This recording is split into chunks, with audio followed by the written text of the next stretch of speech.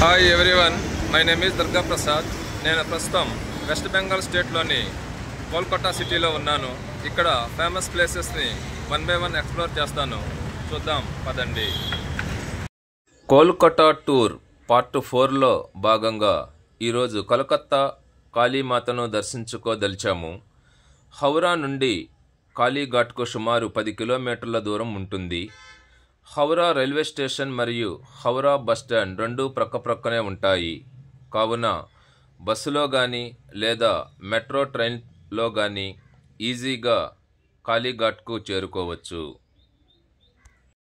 మన దేశంలో ఉన్న సుప్రసిద్ధ నగరాలలో కోల్కతా ఒకటి. రాజకీయ వారసత్వ సంపదను, సాంస్కృతిక ఆధ్యాత్మిక వారసత్వ సంపదను పుణికిపుచ్చుకున్న ఈ మహానగరం భిన్నమైన సంస్కృతి సంప్రదాయాలతో మమేకమై విరాసిల్లుతోంది. రామకృష్ణ పరమహంస, స్వామి వివేకానంద లాంటి మహామహులకు ఆశ్రయం ఇచ్చినది ఈ మహానగరం. ఓ ప్రక్క హుబ్లీ నదీమ తల్లి పాదస్పర్శతోనూ, మరో ప్రక్క కాళికా అమ్మవారి నామస్మరణతోనూ పునీతమై జగత్ ప్రఖ్యాతి పొందినది. ఈ విశ్వం సమస్తం శక్తిమయం. అలాంటి ఆది పరాశక్తి అపర అంశగా ఉన్న కాళికామాత కొలువై ఉన్న దివ్యధామం కాళీఘాట్. భూమిపై ఉన్న 51 శక్తిపీఠాలలో అత్యంత పవిత్రమైనది కాళీఘాట్ కాళీ ఆలయం. ఈ ఆలయం హుగ్లీ నదికి అనుసంధానించే ఒక చిన్న కాలువ అయిన ఆదిగంగా ఒడ్డున కలదు.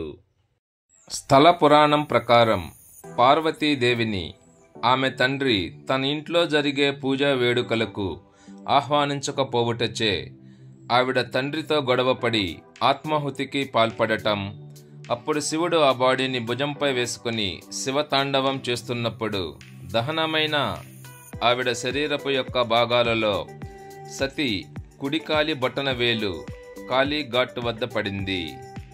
అక్కడే ఈ ఆలయం నిర్మించినట్లుగా స్థల పురాణం మనకు తెలియచేస్తోంది. ఈ ఆలయమునకు 200 సంవత్సరములకు పైగా చరిత్ర కలదు. కాళీమాత పార్వతీదేవి అవతారం, శక్తికి ప్రతిరూపం. భక్తులు ముందుగా ఆలయ ప్రాంగణంలో ఉన్న పుష్కరిణిలో స్నానం పూర్తి చేస్తారు. సర్వ పాపాలను ప్రక్షాళనం చేసే ఈ పుష్కరిణి పూర్వజన్మ పాపాలను సైతం తుడిచివేస్తుందని చెబుతారు.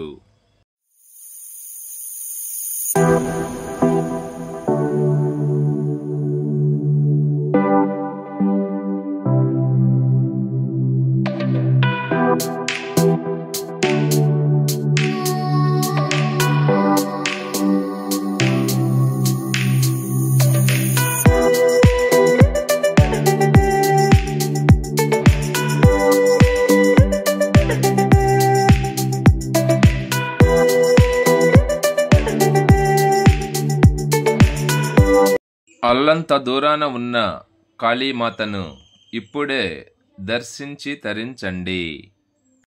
ఈ ఆలయంలో ప్రతిరోజు జంతుబలి జరుగుచూ ఉండును. చెడు మీద పోరాడే శక్తిగా కాళీమాతను ఇక్కడ ఆరాధిస్తారు. కాళీమాత ఆలయ ప్రాంగణములో గల మరో ఉపాలయం ఇది.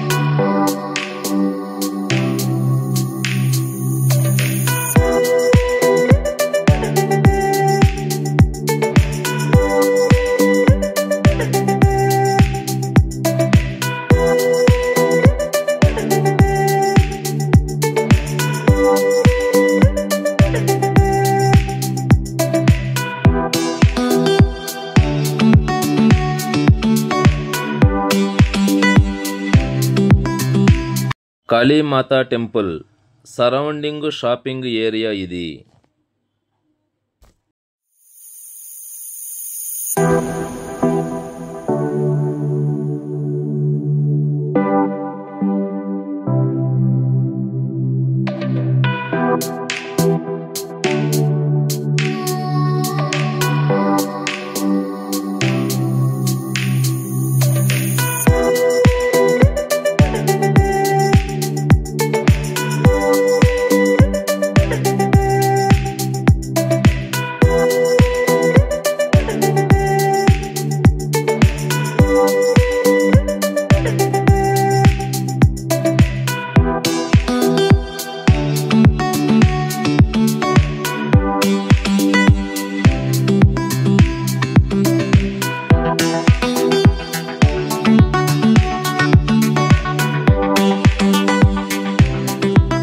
కాళీమాత జన్మ వృత్తాంతం గురించి పురాణాలలో 2 కథలు ప్రచారంలో ఉన్నాయి.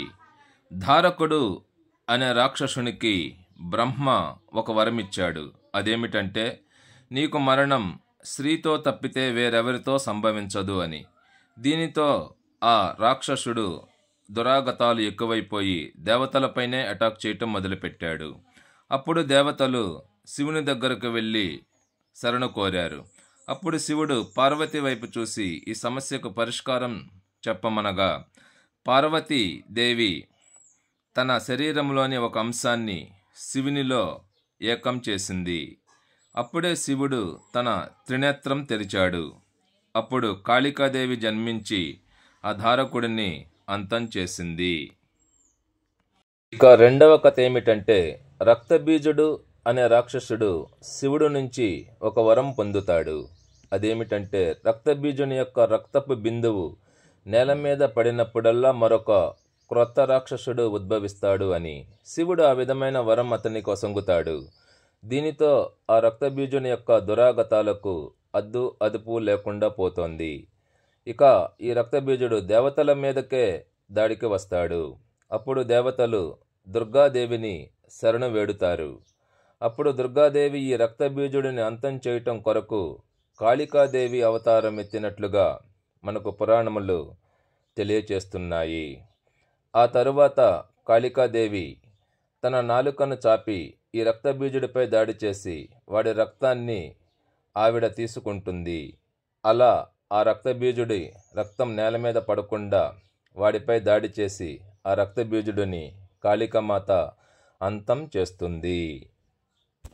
దుర్గాదేవి 10 మహావిద్యలలో ఒకటి ఈ కాళికాదేవి రూపం అని పండితులు చెబుతూ ఉంటారు. కాళీమాత అమ్మవారి దర్శనం టైమింగ్స్ ఉదయం 6 గంటల నుంచి మధ్యాహ్నం 1 గంట వరకు, తిరిగి 4 గంటల నుంచి రాత్రి 9 గంటల వరకు. మాకు అర్ధ గంటలో అమ్మవారి ఉచిత దర్శనం పూర్తయింది. Thanks for watching the video.